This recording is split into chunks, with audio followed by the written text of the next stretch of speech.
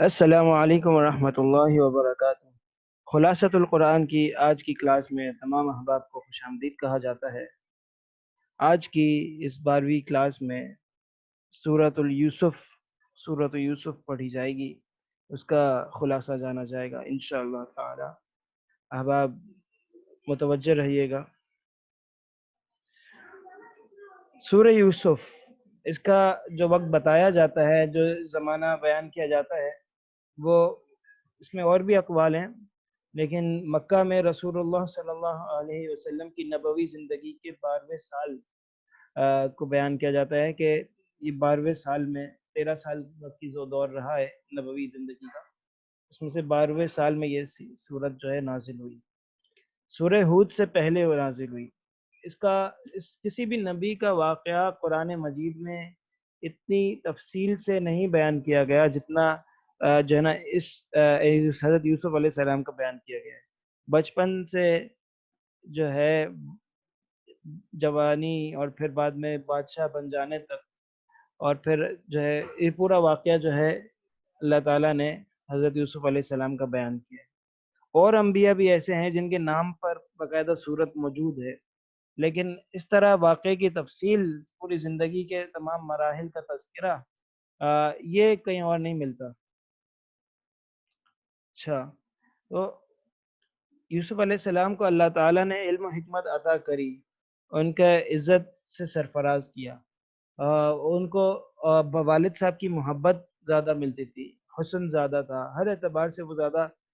جاذب النظر تھے۔ لیکن یاد رکھیے گا کہ اولاد کے اندر جو آدمی بعض مرتبہ فطری جذبہ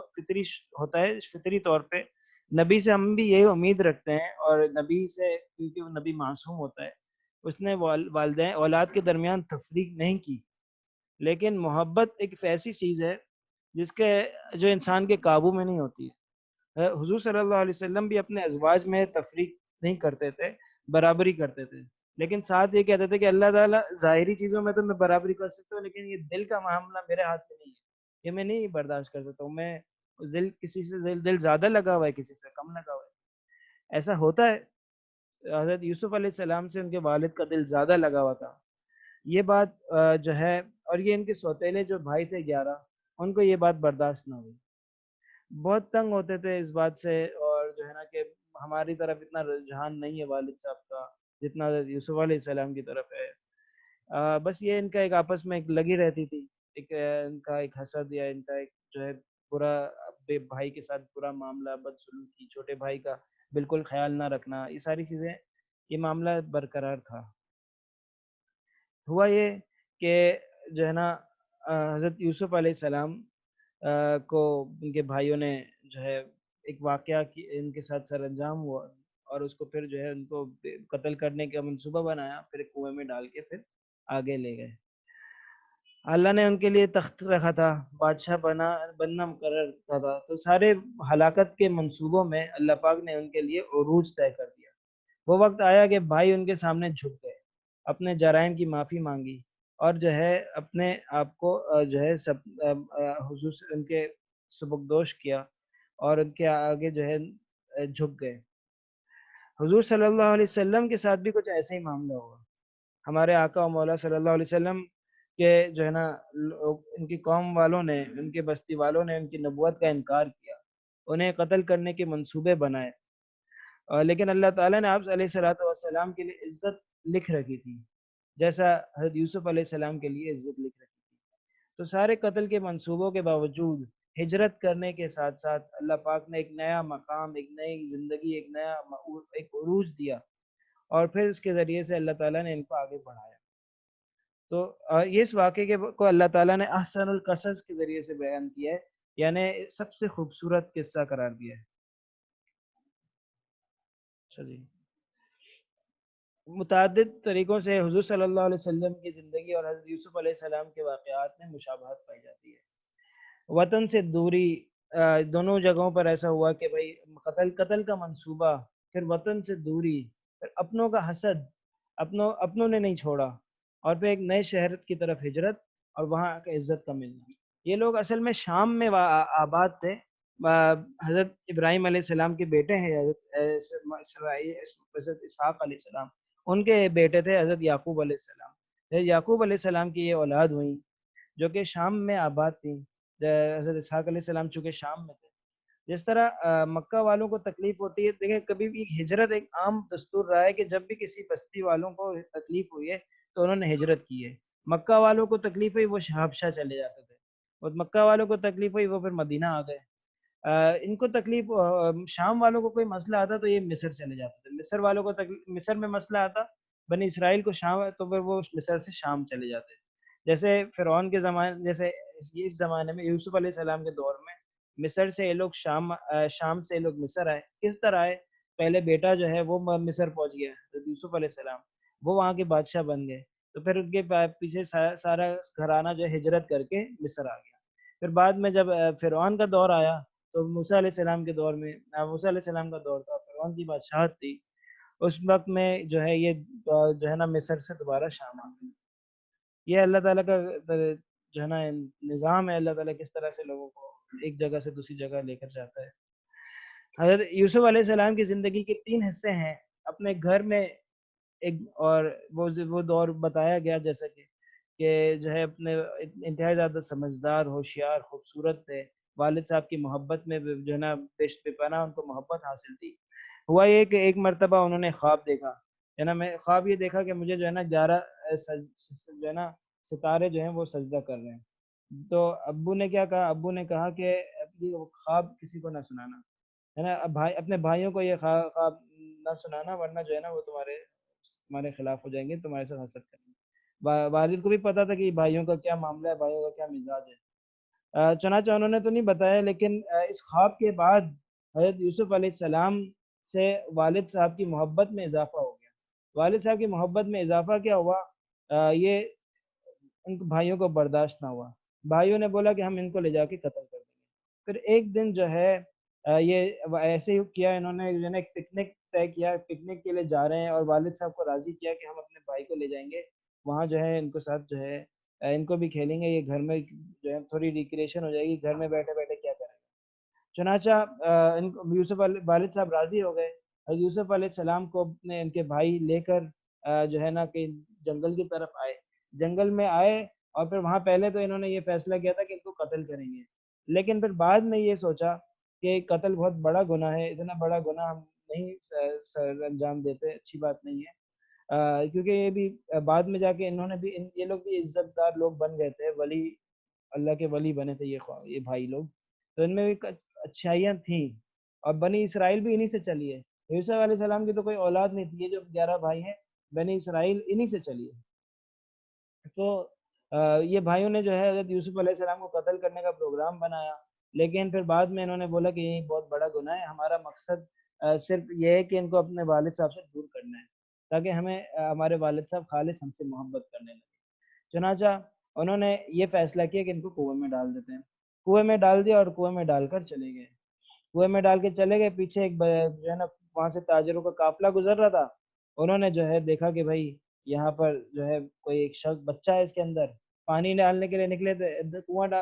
ڈول ڈالا، اور اندر سے بچہ باہر آ گیا۔ تو بچہ جب باہر آ گیا تو انہوں نے جو ہے وہ بچے کو اپنے ساتھ لے گئے اور بیچنے کا ارادہ کیا، بیچنے کا ارادہ کیا۔ وہاں پہ جو ہے نا بازار لگا تھا، بازار میں یوسف علیہ السلام کو انہوں نے جو ہے نا بہت سستے داموں میں بیچ دیا، لیکن پھر وہاں بازار کے اندر جو ہے اس کی بولی لگ گئی، اور بولی جو لگی تو بہت بڑے دنیا سب جگہ کے لوگ وہاں پر آ کے ان کو خریدنے لگے، اور بہت مہنگے داموں میں جو ہے وہ بکنے لگے۔ تو وہاں کے بعد کیونکہ آپ بہت زیادہ خوبصورت ذہین نظر آتے تھے، سمجھدار نام معلوم ہوتے تھے اپنے چہرے سے اور سب چیزوں سے،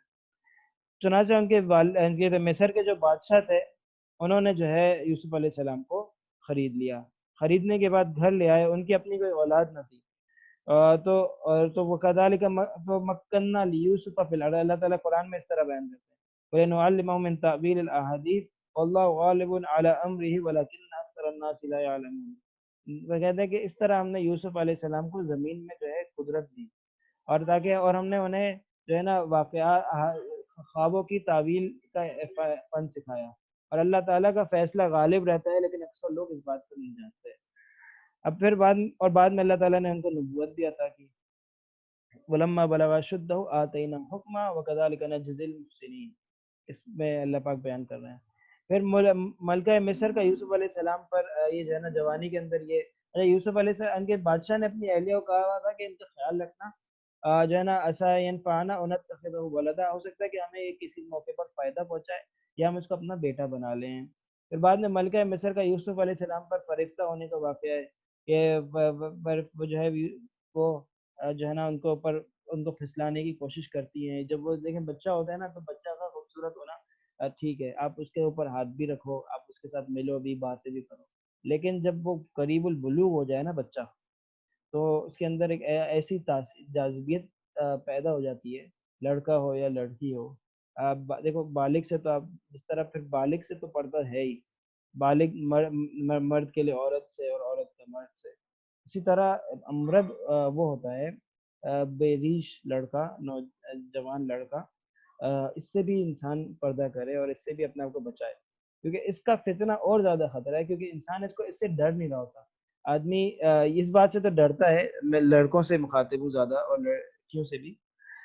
کہ جو ہے نا آدمی اس بات سے ڈر رہا ہوتا ہے کہ میں جو ہے کسی لڑکی سے بات کروں گا تو میں فتنے میں مبتلا ہو جاؤں گا.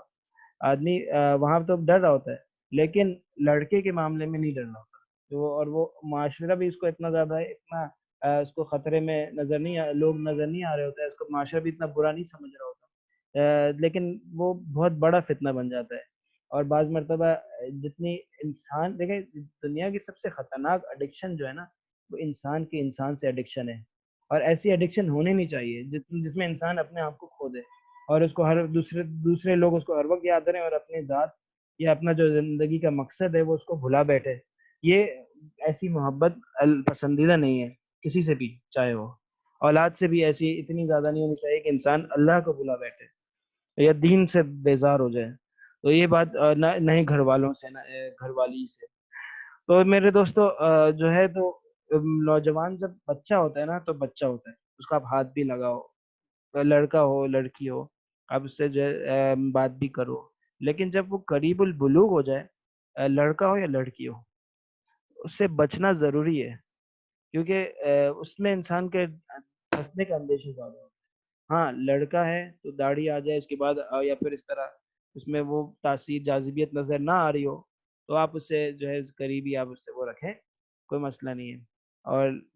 لڑکے کے لیے باقی مرد کے لیے عورت سے اور عورت کا مرد سے جو پردہ ہے وہ تو ویسے ہی آپ کو معلوم ہے کہ بالغ ہونے کے بعد سے جو ہے وہ پردہ ضروری ہے.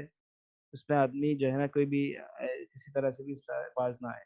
اس سے رکے نہ رہے. اچھا جی، تو ملکہ مصر کا جو ہے یہ واقعہ ہے کہ وہ فرشتہ ہو گئی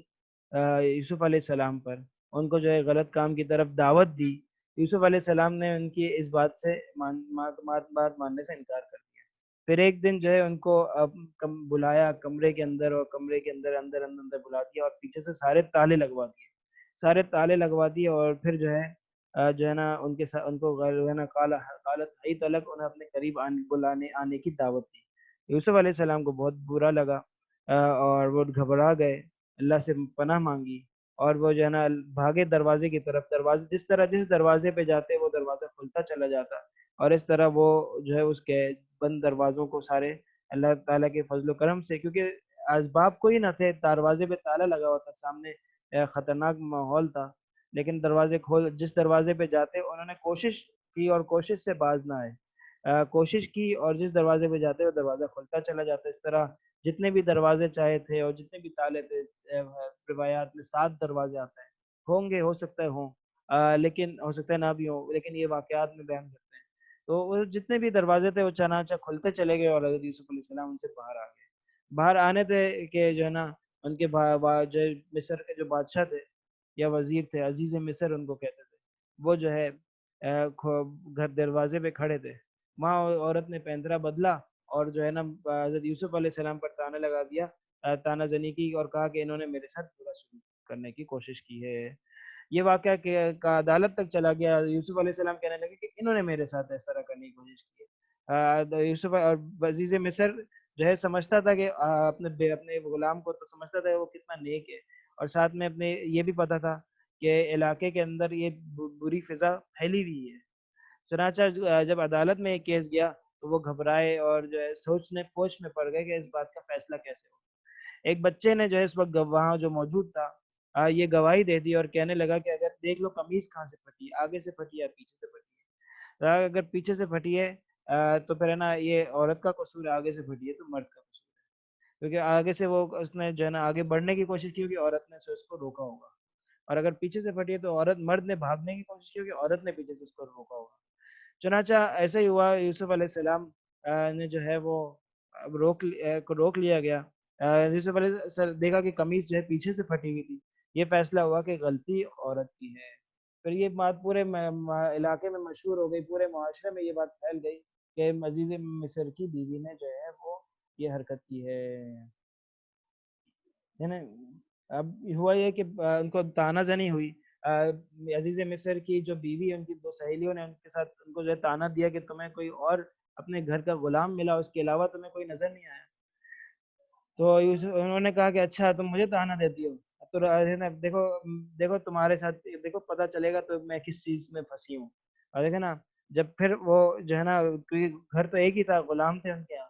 تو ان کے دوست سہیلیوں کو بلایا، ان کو جو ہے نا جو ہے سیب دیے اور چاقو دیا، اور جو ہے ساتھ میں جو ہے نا اسی وقت یوسف علیہ السلام کو کہا کہ وہاں سے گزرو۔ وہاں سے گزرنا ہی تھا کہ انہوں نے جو ہے جب یوسف علیہ السلام کو دیکھا تو حاشا للہ ما ھذا بشرا کہنے لگے کہ یہ تو اللہ کی پناہ، یہ تو انسان نہیں ہے، یہ تو کوئی فرشتہ ہے کیا ہے یہ تو اور اس سے کہتے کہتے ساتھ ساتھ انہوں نے بے خیالی میں اپنی انگلیاں کاٹ دی، اور اتنی سخت طرح سے انگلیاں کاٹی انہوں نے مبالغے کا سیکھا۔ ایک تو ہوتا ہے کہ آدمی جو ہے نا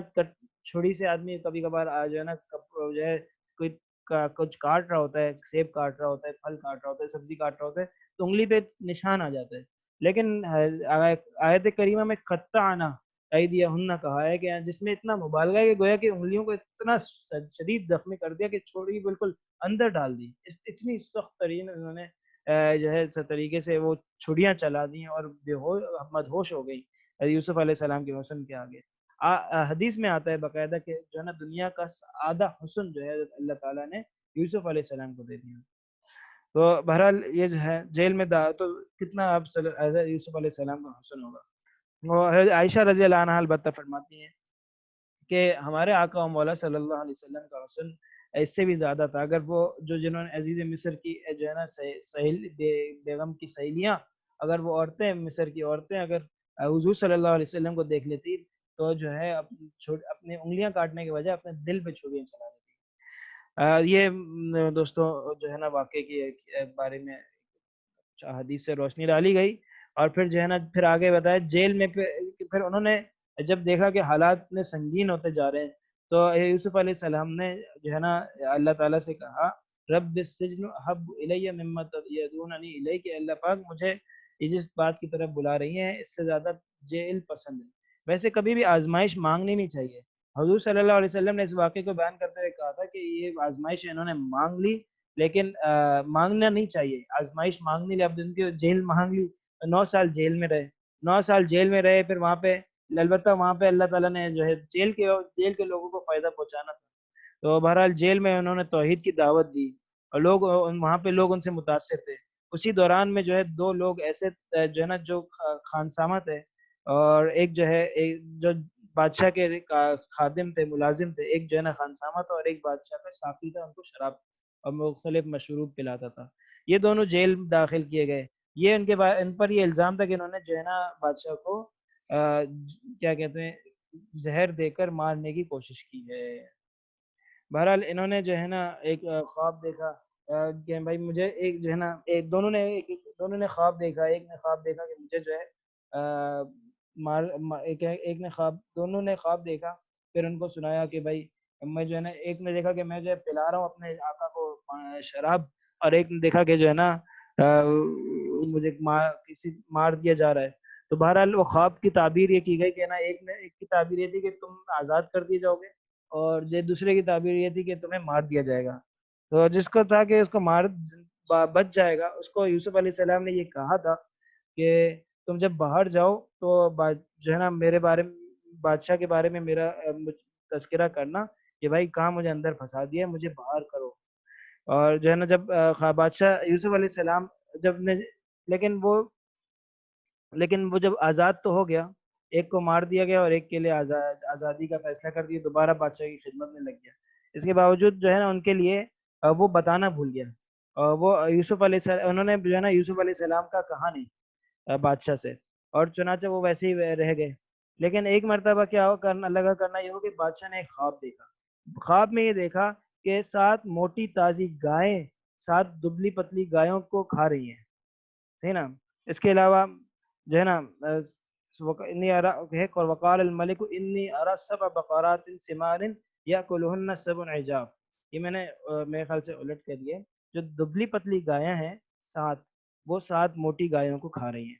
صحیح۔ اور پھر میں نے دیکھا وسبع سنبلات خضر واخرى یابسات، 7 میں نے جو ہے وہ خشک سبز خوشے دیکھے ہیں، اور کچھ دوسرے جو ہے نا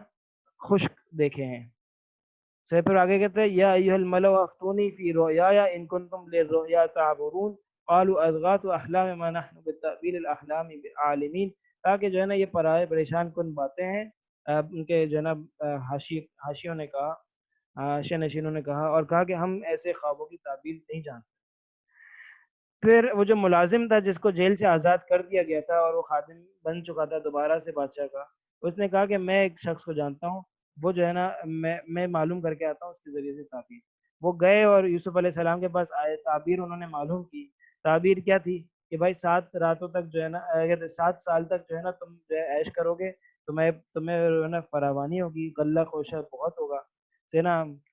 تو اور بعد میں جو ہے نا تو اس کے بارے میں بھی یہ بھی کہہ دیا کہ جو ہے نا سب کو جو ہے نا خوشے سے باہر نہیں نکالنا، گندم کو اس کے اندر رہنے دینا، خوشے کے بیج کو اندر رہنے دینا، باہر نہ نکالنا، جو کھاؤ صرف اس کو کھولنا۔ اور اس کے بعد 7 سال ایسے آئیں گے جس میں جو ہے نا انتہائی زیادہ سختی ہوگی، ہے نا۔ یا کلنا ما قدم تم لہن، جو تم نے پہلے ہی سے بچا رکھا ہوگا تم اس کو کھا سکو گے، صحیح نا۔ بس پھر بعد میں بتایا کہ 1 سال ایسا آئے گا جس میں تم جو ہے نا سیراب ہوگے، اور جو ہے نا اس کے اندر تم جو ہے نا نچوڑو گے، انگور نچوڑو گے، اور جو ہے مطلب جوسز پیو گے، مشروبات پیو گے، مزے کرو گے۔ تو یہ ایک تعبیر جب یوسف علیہ السلام کی بادشاہ کو پہنچی تو اس نے کہا کہ اور پتہ چلا کہ جیل میں ایک شخص ہے وہ بتا رہا ہے، تو بادشاہ سمجھ گیا کہ جو ہے یہ کوئی غیر معمولی انسان ہے، یہ کوئی عام شخص نہیں ہے، کوئی انتہائی زیادہ حکمت و بصیرت سے بھرپور سے مالا مال شخص ہے۔ کہا کہ ان کو لے آؤ باہر، میں جو ہے نا ان کو اپنے قریب کروں گا، میں ان کو اپنا وزیر بناؤں گا۔ تو یوسف علیہ السلام نے جیل سے باہر آنے سے انکار کر دیا، صحیح نا، اور کہا کہ میں اس وقت تک باہر نہیں آؤں گا جب تک جو ہے نا ان عورتوں کا معاملہ حل نہیں ہوتا۔ یعنی انہوں نے اپنی پاک دامنی چاہی، جو ہے نا انہوں نے کہا کہ جب تک میری پاک دامنی کا اعلان نہیں ہوگا، میری پاک دامنی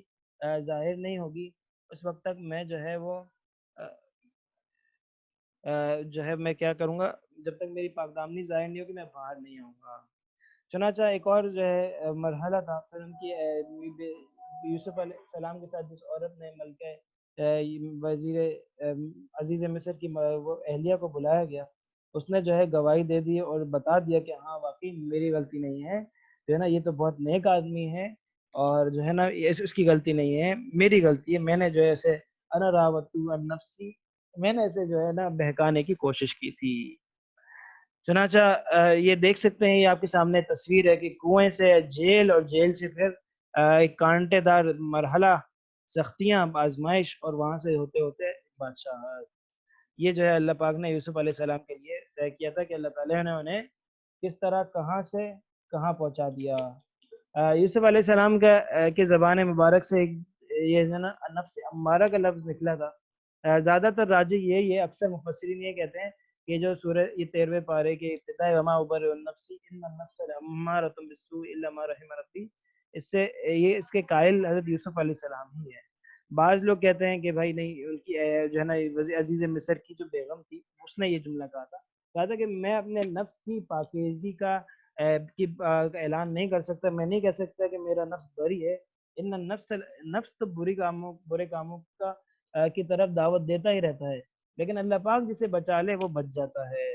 نفس امارہ وہ ہے جو انسان کو برائی پر آمادہ کرتا ہے، نفس لوامہ جو ہے نا جو انسان کو اس کی غلطی پر ملامت کرتا ہے، جیسے انسانی ضمیر کہہ لو، اور نفس مطمئنہ وہ ہے جو نیکی پر انسان کو خوشی اور اطمینان دیتا ہے۔ پھر جو ہے اس طرح کرتے کرتے یوسف علیہ السلام کی عزت سے داغ بھی ہٹا اور وہ ایز وزیر خزانہ بھی بن گئے۔ پھر اس کے بعد کیا ہوا؟ اس کے بعد چونکہ مصر والے تو عیش میں تھے، یوسف علیہ السلام کے اس پیشن گوئی کی برکت سے اس پیش گوئی نے ان کو بچا دیا تھا۔ دوسرے لوگ جو شام وغیرہ کے تھے اور دوسرے علاقوں سے وہ پریشان تھے۔ انہوں نے یہ پھر مصر والے کیا کر رہے تھے، وہ کچھ بیچ بھی رہے تھے اور کچھ بانٹ بھی رہے تھے۔ اپنے پاس جو انہوں نے راشن جمع کیا تھا کچھ بیچ رہے تھے اور کچھ بانٹ رہے تھے۔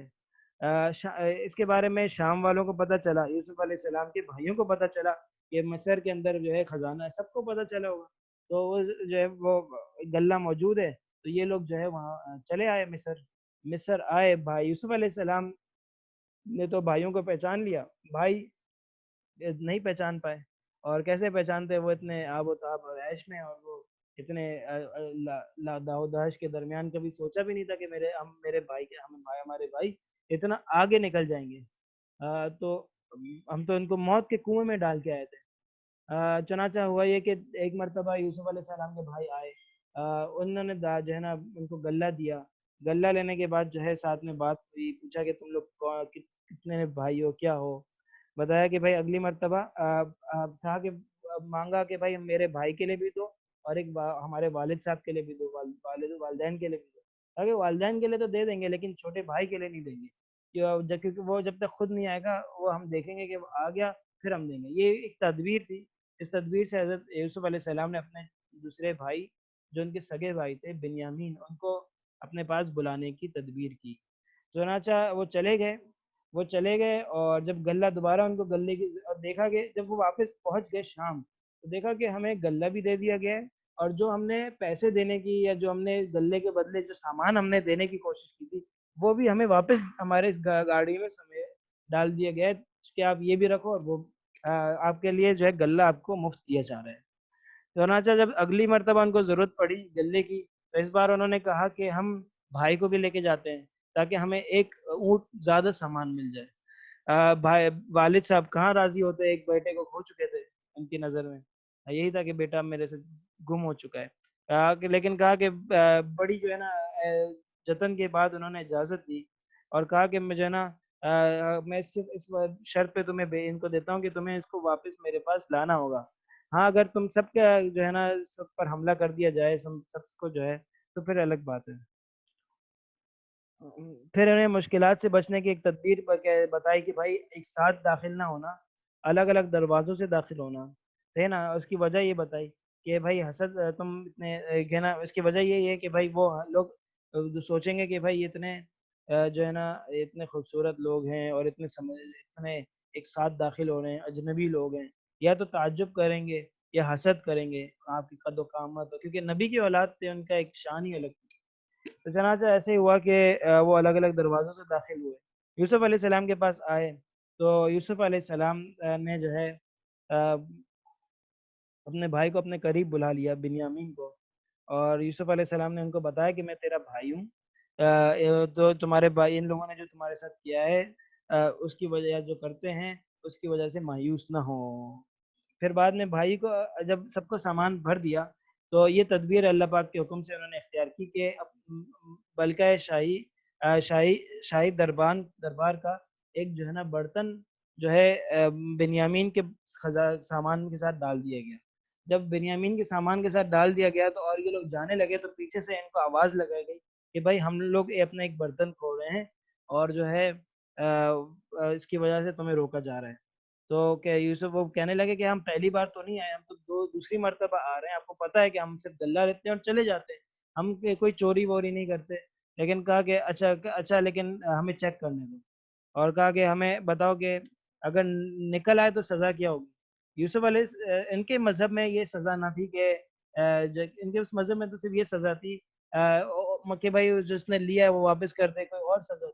لیکن یہ سزا نہیں تھی کہ جس کے ہاں سے سامان نکلے اس کو آپ ایک سال اپنے خدمت کے لیے رکھ لو۔ لیکن بنی اسرائیل کے مذہب میں یہ سزا تھی۔ تو ان سے پوچھا گیا ہے اسی سوال کے طور پہ کہ اگر اچھا چلو بتاؤ کہ اگر تمہارے یہاں سے سامان نکل آیا تو کیا سزا ہوگی؟ بولا کہ جس کے سامان سے یہ تمہارا برتن نکلے گا اس کو تم اپنے پاس رکھ۔ بنیامین پہلے سارے سب کے سامانوں کو ٹٹولا گیا، آخر میں بنیامین کے سامان کو ٹٹولا گیا، بنیامین کے سامان سے جو ہے وہ نکل آیا، جب نکل آیا تو بنیامین کو جو ہے روک لیا گیا۔ جو لوگ واویلا کرنے لگے بھائی لوگ کہ بھائی یہ تو اس کے ایک بھائی ہے، اس کے والد ہیں، اس کے بھائی کے ساتھ پہلے کچھ ہو گیا تھا، ابھی جو ہے وہ جو ہے نا اب یہ کیا ان کے ساتھ بھی اگر ہو جائے گا تو کیا ہوگا؟ اب اس کے ہم تو پھر آپس میں بھائیوں نے جب دیکھا کہ بادشاہ نہیں مان رہا ہے تو بھائی آپس میں الگ ہو کے مشورہ کرنے لگے۔ بڑے بھائی نے کہا کہ دیکھو تم لوگ جاؤ، میں تو نہیں جاؤں گا، میں تو ورنہ میں والد صاحب کو کیا منہ دکھاؤں گا۔ تو اس مرتبہ پھر دوبارہ جو ہے وہ یوسف علیہ السلام اپنے کے بھائی اپنے گھر پہنچے، اور اس مرتبہ 3 بھائی ان کے کھو چکے تھے۔ یوسف علیہ السلام تو پہلے ہی کھو چکے تھے، پھر بنیامین رہ گئے پیچھے اور ایک اور بھائی بھی پیچھے رہ گئے، 3 بھائی پیچھے رہ گئے اور باقی بھائی وہاں پہنچے ہوئے ہیں یوسف علیہ السلام کے والد کے پاس۔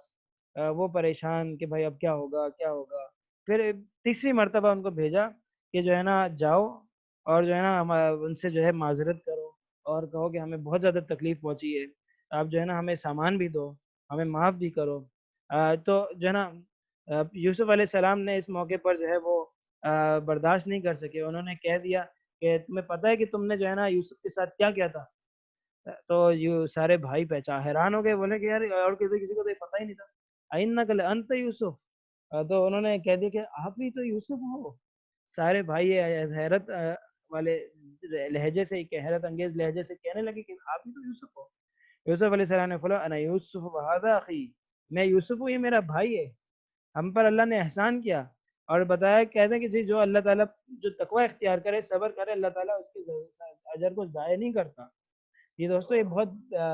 آب زر سے لکھنے کے قابل ہے، یہ اصول کے تقوی اور عمل صبر یہ انسان کے عمل کو بچا لیتا ہے۔ پھر بھائیوں نے ان کی عظمت کا اعتراف کرتے ہوئے کہا قالوا تاللہ لقد آثرک اللہ علینا وان کنا لخاطئین، اللہ کی قسم اللہ تعالیٰ نے جو ہے آپ کو ہم پر فوقیت دی ہے اور ہم غلطی پر تھے۔ پھر جو ہے نا یوسف علیہ السلام نے کہا کہ لا تثریب علیکم اليوم، یوسف حضور صلی اللہ علیہ وسلم جب فتح مکہ ہوا تو آپ صلی اللہ علیہ وسلم نے بھی کہا کہ میں وہی کہوں گا جو وہ لوگ معذرت کر رہے تھے، میں بھی وہی کہوں گا جو میرے بھائی یوسف نے کہا تھا کہ لا تثریب علیکم اليوم، تم پر کوئی ملامت نہیں ہے، اللہ یغفر اللہ لکم، اللہ تعالیٰ تمہیں بخش دے، وہ ارحم الراحمین، اور وہ رحم کرنے والوں میں سب سے زیادہ رحم کرنے والا ہے۔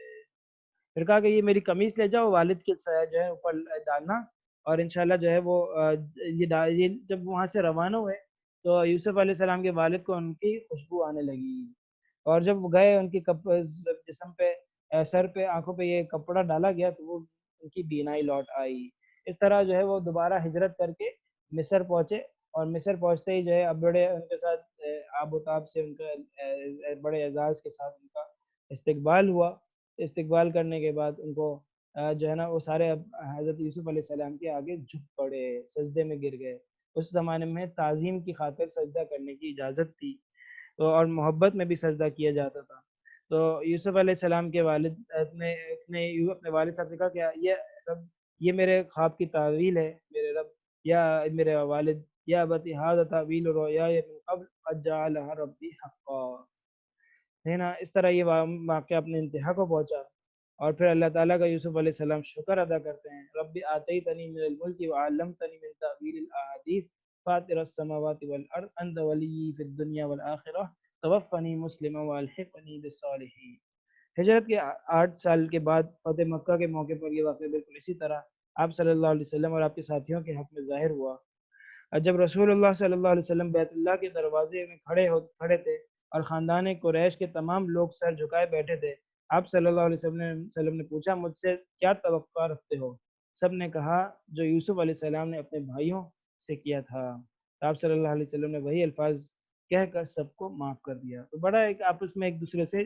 ربط اور جوڑ ہے، ایک دونوں واقعات کا، دونوں باتوں کا، آپ صلی اللہ علیہ وسلم کی زندگی کا بھی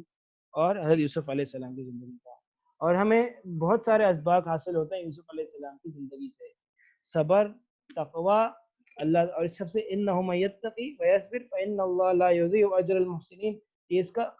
سب باتوں کا خلاصہ ہے کہ جو تقوی اختیار کرے اور صبر کرے، اللہ تعالیٰ جو ہے اچھا نیک کام کرنے والوں کے اجر کو ضائع نہیں کرتا۔ میرے دوستوں، تقوی کی زندگی اپنائیں، ہر تقوی کو اختیار کریں اور اللہ سے عافیت مانگیں، خیر مانگیں، ہر موقع پہ، ہر زندگی کے ہر موڑ پہ جو ہے اپنا